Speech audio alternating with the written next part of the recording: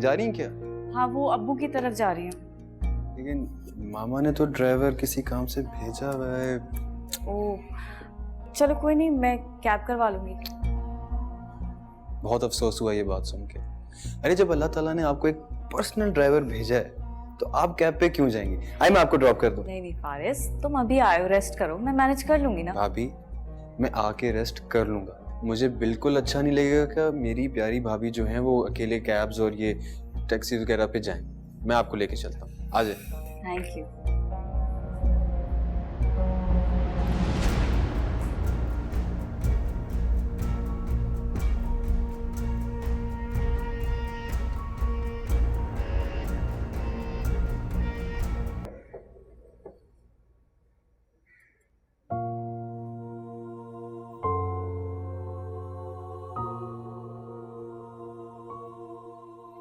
मुझे बिल्कुल अंदाजा नहीं था कि वो इस तरह साफ मना कर देगा। तो समझ रही थी कि वो हमेशा से खुद परस्त है, मगर अपने बेटे की खुशियों को जरा भी अहमियत नहीं देगा।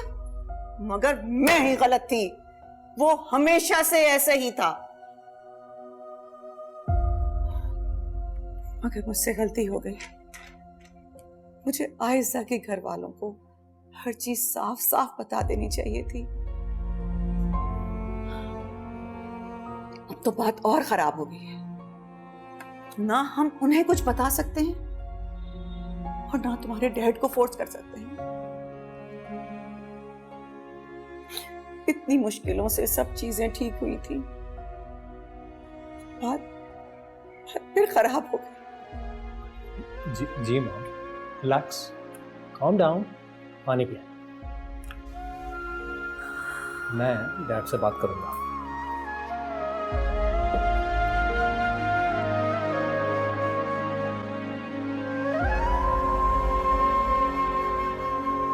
मैं एक दफा कह चुकी थी कि मुझे ये रिश्ता मंजूर नहीं है, तो तुमने अब्बू से बात क्यों नहीं की? मुझे नहीं करनी है शादी। शादी नहीं करोगी तो क्या करोगी? सारी जिंदगी अब्बू पर बोझ बनकर बैठी रहोगी? क्योंकि ढंग का तो कोई रिश्ता आ नहीं रहा, और जो आ रहे हैं उन पर अब्बू रजामंद नहीं है। तुम एक बात क्यों नहीं समझ रही हो आयजा? जब तक तुम इस घर से शादी करके नहीं चली जाती, लोगों की जबानों पर ताले नहीं पड़ेंगे। और अगर ऐसा ही चलता रहा तो तुम्हारी बाकी तीनों बहनें भी घर बैठी रह जाएंगी। उनके लिए भी कोई ढंग का रिश्ता नहीं आएगा। क्या तुम ये चाहती हो? बोलो।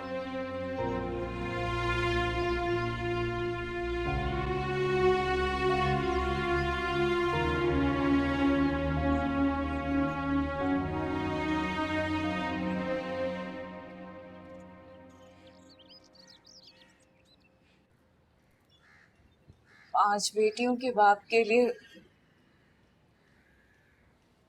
वैसी जिंदगी बहुत मुश्किल होती है।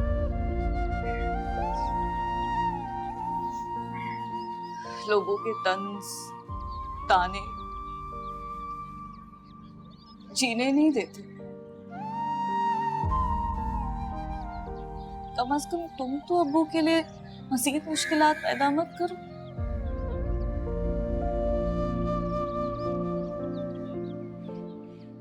अपने बारे में नहीं सोचो, अब्बू के बारे में सोचो।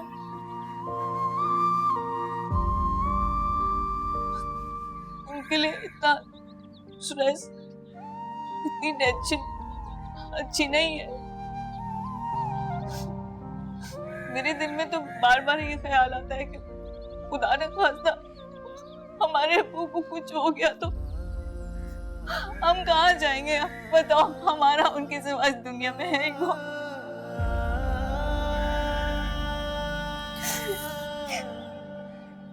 तुम ये शादी ना कुर्बानी समझ के कर। माँ बाप अपनी औलाद के लिए सारी जिंदगी कुर्बानियां देते हैं ना। तो जब औलाद जवान हो जाती है तो क्या उसका फर्ज नहीं बनता कि अपने माँ बाप की परेशानी का ख्याल करे?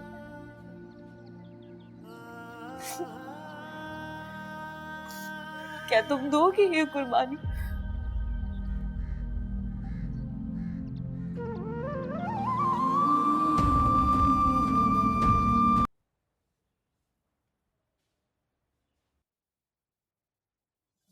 क्या समझती हो तुम खुद को? बहुत स्मार्ट हो, जैसे चाहोगी सब घर वालों को अपनी उंगली के निशानों पे नचा लोगी, कोई कुछ नहीं कहेगा। जी आप क्या कह रही हैं? मैंने ऐसा क्या किया? तुम्हें क्या लगता है कि तुम इस घर के सारे मर्दों को एक एक करके अपनी मुट्ठी में कर लोगी और इस घर पर कब्जा कर लोगी? मैं चुपचाप देखती रहूंगी सब तमाशा? ऐसा नहीं होगा, समझी तुम? आप गलत समझ रही हैं आंटी, मैंने ऐसा कुछ नहीं किया। शट अप, अपनी औकात में रहो, औकात से बाहर जाने की जरूरत नहीं है। मॉम, या फिजा से कैसे बात कर रही हैं?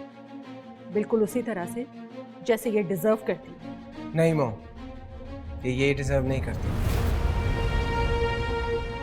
ये रिस्पेक्ट डिजर्व करती है जैसे हम सबको इस घर में मिलती है। आप इसको ऐसे ही ट्रीट करें जैसे ये इस घर की मेंबर। मुझे अच्छा नहीं लगा आप जैसे इससे बात कर रही हैं, इसलिए आइंदा ऐसे बात मत कीजिएगा इसके साथ। फिर तुम कमरे में जाओ।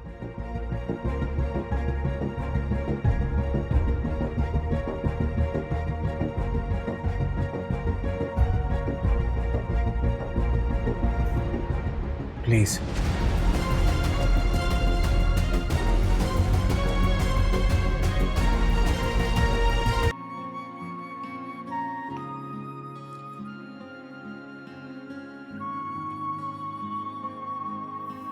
आपके वालिद नहीं है घर पे? अब वो अंकल वो ऑफिस में काफ़ी प्रेशर होता है काम का, तो अक्सर लेट हो जाते हैं। आते ही होंगे। अच्छा अच्छा। करते क्या हैं वैसे वालिद साहब आपके? बिजनेस में होता है। घर तो बड़ा अच्छा सेट किया आपने, मुझे दिखाएंगी? हाँ हाँ आइए।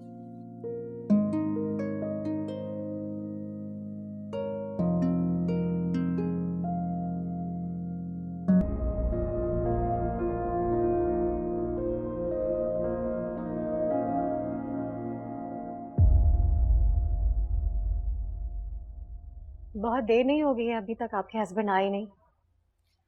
हाँ, दरअसल वो मसरूफ काफी रहते हैं ना, हो सकता है कोई मसरूफियत हो। ऐसी भी क्या मसरूफियत कि बेटे के ससुराल वालों से मिलने का टाइम नहीं है? आपने उन्हें बताया तो था ना हमारे आने के बारे में? जी जी, मैंने उन्हें बताया था। मैंने बताया ना कि उनकी मसरूफियत इतनी चल रही होती है कि उनको पहुंचने में थोड़ी देर हो गई है। ये भी तो एक जरूरी काम था, नहीं? मेरे ख्याल में हमें चलना चाहिए। अरे नहीं नहीं, आप ऐसे कैसे जा सकते हैं? खाना खा के जाइएगा। नहीं नहीं, इस तकल्लुफ को रहने दीजिए। हम तो वैसे भी खास तौर पे साथ के वालिद से ही मिलने आए थे, मगर उनके पास वक्त नहीं।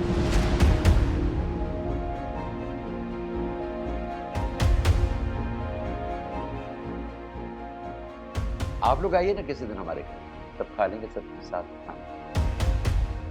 चलिए चले, बहुत शुक्रिया। यार I am very very sorry. देखो मैं बहुत इंपॉर्टेंट मीटिंग में बिजी हो गया था और मुझे बिल्कुल याद नहीं रहा कि मुझे आज तुम्हारे इन-लॉ से मिलने आना था। याद नहीं रहा या आना ही नहीं चाहते थे? कैसी बातें कर रहे हो? मैं जानबूझकर क्यों करूंगा? हाँ, मुझे भी तुम्हारी खुशी अजीज है, मगर आपको मेरा करियर ज्यादा अजीज है।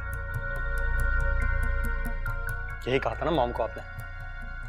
आप तो ये रिश्ता चाहते ही नहीं थे क्या हो, बल्कि आपने तो मॉम को कहा था कि साथ की जो शादी अभी नहीं कराओ, क्योंकि इस झंझट में नहीं फंसाओ इसको, है ना? हाँ मैंने कहा था, मगर इसका मतलब ये नहीं था। तो फिर और क्या मतलब था आपका डैड? इसका और क्या मतलब हो सकता है? आपने सोचा कि शुरू में ही इतनी बदमज़गी कर देते हैं कि बात आगे ही ना बढ़े, शुरू होने से पहले खत्म कर दो रिश्ते को। यही चाहते थे ना आप? आपको पता है मॉम ने कितनी मुश्किलों से सब कुछ किया था? कितने मुश्किलों से मॉम ने आयशा के अब्बू को मनाया था इस रिश्ते के लिए। कुछ पता है आपको? कुछ भी पता है आपको? आपकी इस एक हरकत ने सब कुछ बर्बाद कर दिया। देखो, ये लड़की मेरे लिए सब कुछ है। अगर ये मुझे नहीं मिली ना डैड, कुछ नहीं बचेगा फिर। ऐसा कुछ नहीं होगा। आओ यहां बैठो और तहम्मुल से मेरी बात सुनो। बैठो बैठो, कम ऑन सिट डाउन, मेरी बात सुनो। शाबाश। हाँ ये बात सच है कि मैं तुम्हारी अर्ली मैरिज के हक में बिल्कुल नहीं था, मगर इसका मतलब ये बिल्कुल नहीं है कि उसे रोकने के लिए मैं इतनी छोटी हरकत करूंगा। आज मैं एक मीटिंग में बहुत बिजी था, मुझे बिल्कुल याद नहीं रहा। भाई अगर मुझे नहीं आना होता तो मैं आने की हामी ही नहीं भरता। मैं उस दिन बहुत बिजी हो गया था, मुझे याद नहीं रहा। That's it. अगर तुम चाहते हो तो मैं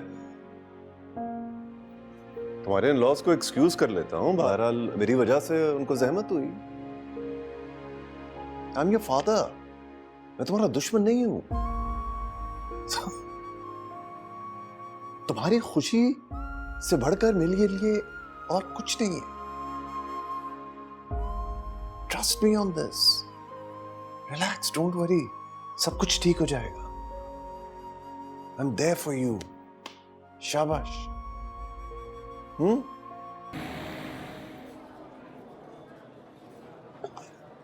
कैसी लगी कॉफी तुम्हें? अच्छी है।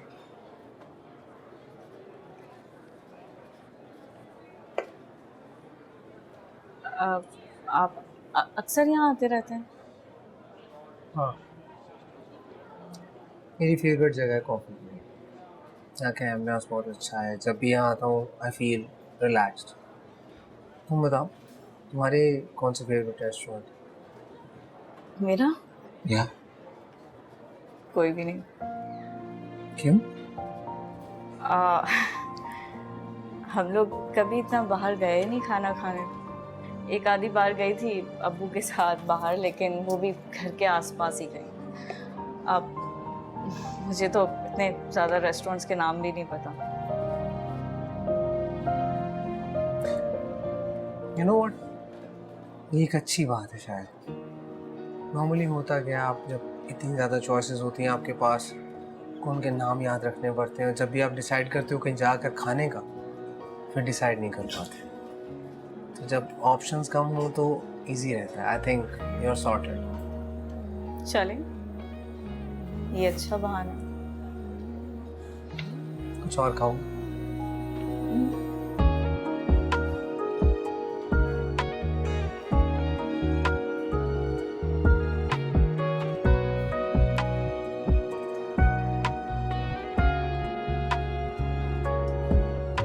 Assalamu alaikum. Please subscribe to AOI Digital YouTube channel for amazing content.